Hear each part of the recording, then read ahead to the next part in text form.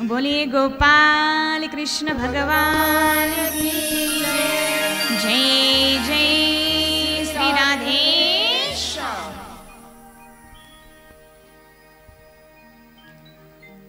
आज का कथा का चौथा दिन।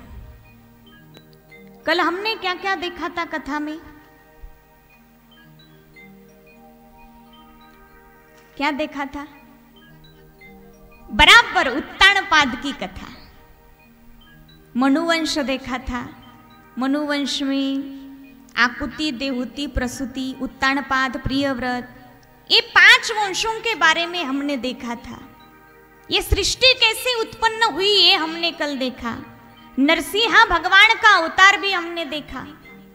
और क्या क्या देखा था? बोले बाबा सती,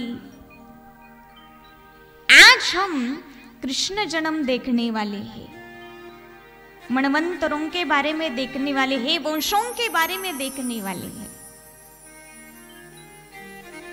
परीक्षित महाराज सुखदेव जी भगवान से कहते हैं, सुखदेव जी भगवान, आपने हमें मनुवंश विस्तार से तो सुनाया, लेकिन अब हमें मनवंतरों के बारे में सुनाइए। भगवान ने मनवंतरों में कौन कौन सी लीलाएं की है ये हमें सुनाई। वो सुनने का बड़ा मन करता है। तब सुखदेव जी भगवान सुनाने लगे, परीक्षित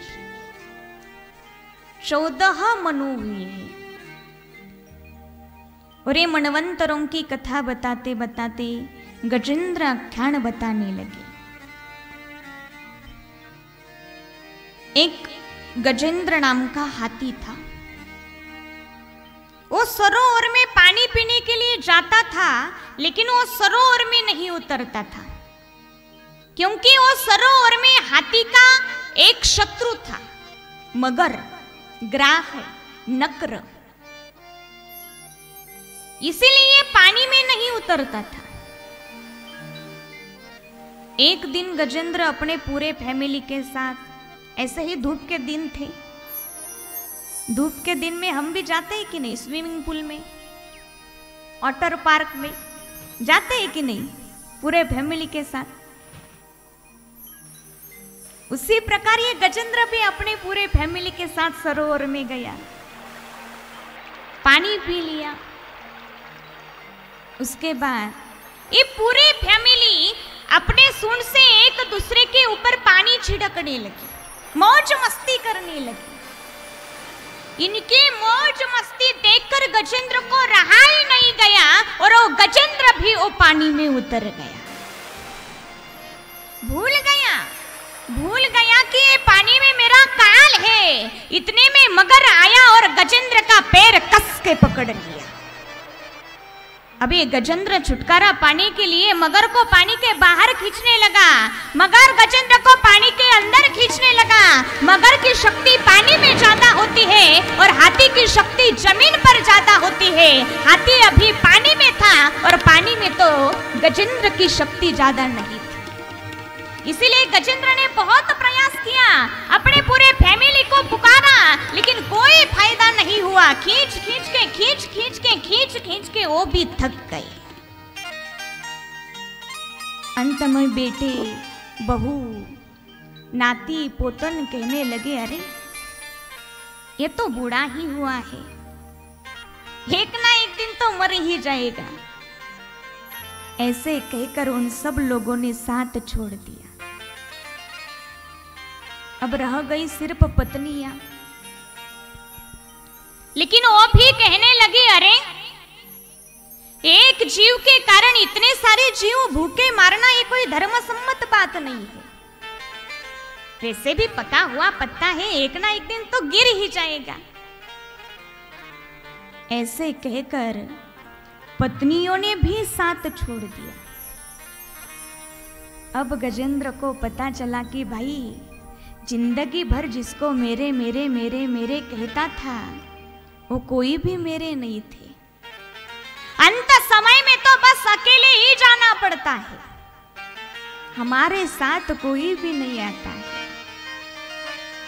कोई नहीं आवे साथ मुंडे काई को करे बात, कोई नहीं आवे साथ मुंडे काई को करे बात, कोई नहीं आवे साथ मुंडे काई को करे बात, कोई नहीं आवे साथ मुंडे काई को करे बात, काई को करे बात मुंडे काई को करे बात, काई को करे बात मुंडे काई को करे बात, कोई नहीं आवे साथ मुंडे काई को करे बात, कोई नहीं आवे साथ मुंडे काई को करे बात, कोई नहीं आवे साथ मुंडे काई को करे बात, कोई नहीं आवे साथ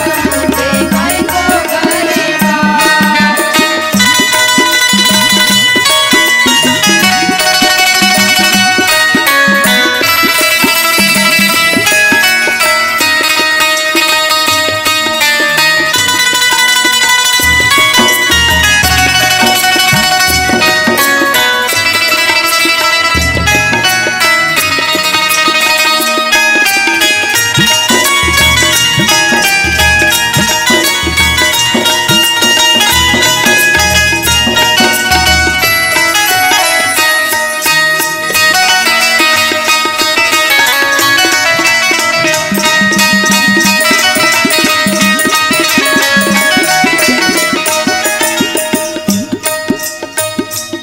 देखो भाई, जिसको हम मेरे मेरे कहते हैं वो कोई भी हमारे साथ नहीं आता।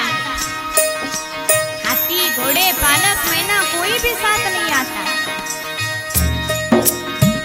हाथी घोड़े पालक मैना नहीं आवे साथ।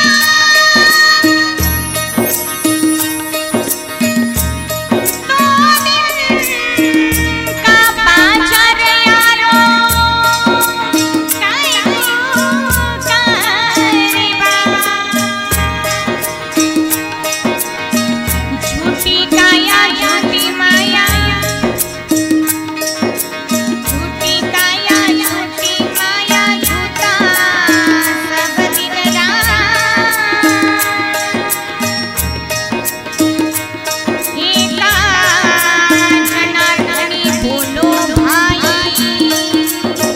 कोई नहीं आवे साथ, कोई नहीं आवे साथ मुंडे काई को करे बात, कोई नहीं आवे साथ मुंडे काई को करे बात, कोई नहीं आवे साथ मुंडे काई को करे बात, कोई नहीं आवे साथ मुंडे काई को करे बात, काई को करे बात मुंडे काई को करे बात, काई को करे बात मुंडे काई को करे बात, कोई नहीं कोई नहीं कोई नहीं कोई नहीं कोई नहीं आवे साथ मुंडे काई को करे बात, कोई नहीं आवे साथ मुंडे काई को करे बात, कोई नहीं आवे साथ मुंडे काई को करे बात, कोई नहीं आवे साथ मुंडे काई को करे